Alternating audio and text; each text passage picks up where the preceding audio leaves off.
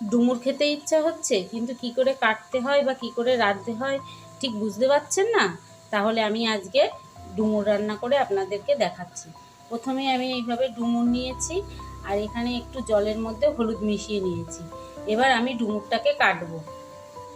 ডুমুরটাকে কাটার জন্য প্রথমে আমি ডুমুরগুলোকে এইভাবে ডাল থেকে ছাড়িয়ে নেব।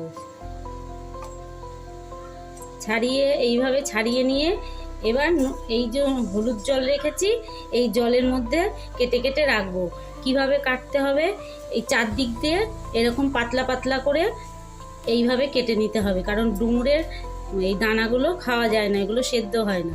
চারদিক দিয়ে আমি এরকম চাকা চাকা কেটে নিলাম আর ওপরটাও আর তলাটাও এইভাবে কেটে নিলাম। এই দেখুন, এইভাবে আপনারা সব ডুমুর কেটে নেবেন। দেখেছেন?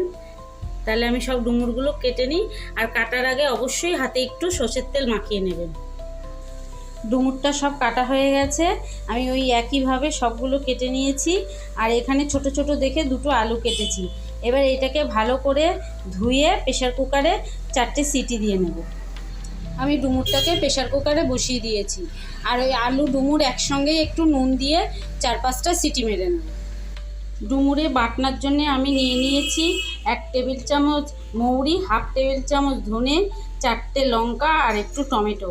এটাকে বেটে নিই। আর ওদিকে ডুমুরটা সেদ্ধও হয়ে গেছে, আমি জল ঝরাতে দিয়েছি। ডুমুরটাও সেদ্ধ হয়ে গেছে, আলু আর ডুমুর। এদিকে বাটনাটাও তৈরি হয়ে গেছে। আর এখানে আমি আধখানা মালা নারকেল কুড়ে নিয়েছি, নিয়ে একটু মিক্সিতে হালকা ঘুরিয়ে নিয়েছি। আর এদিকে গ্যাসে আমি তেল বসিয়ে দিয়েছি। তেলটা গরম হয়ে গেছে, আমি এবার এর মধ্যে একটু 5 ফোড়ন দেব। 5 ফোড়ন দিয়ে আমি ওই আলু আর ডুমুর সেদ্ধ করে রেখেছিলাম ওটাকে ওর মধ্যে কড়ার মধ্যে ঢেলে দিয়েছি। দিয়ে 2-5 মিনিট নেড়ে বাটনাটা দিয়ে দেবো। আমি 2-5 মিনিট নেড়ে বাটনাটাও দিয়ে দিয়েছি। আর সাথে পরিমাণ মতো লবণ, হলুদ সব দিয়ে দিয়েছি। আর 1 টেবিল চামচ চিনি দিয়েছি। এবার এই ঝোলটা একটু শুকোলে নারকেলটা দেব। ঝোল যেই শুকিয়ে এসছে সেই আমি নারকেলটা দিয়ে দিয়েছি।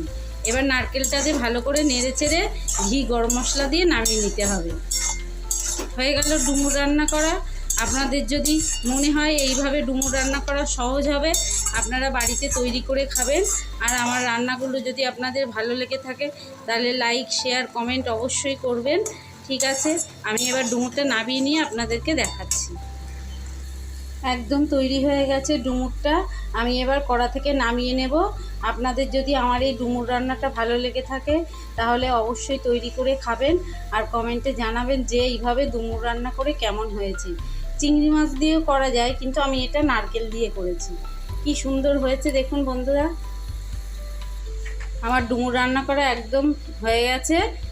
এইভাবে আপনারা বাড়িতে একদিন ডুমুর রান্না করে খাবেন আর কমেন্টে জানাবেন যে কেমন হয়েছে। ঠিক আছে, দেখা হচ্ছে অন্য কোনো রান্নার সাথে। ভালো থাকবেন, সুস্থ থাকবেন আর অবশ্যই আনন্দে থাকবেন।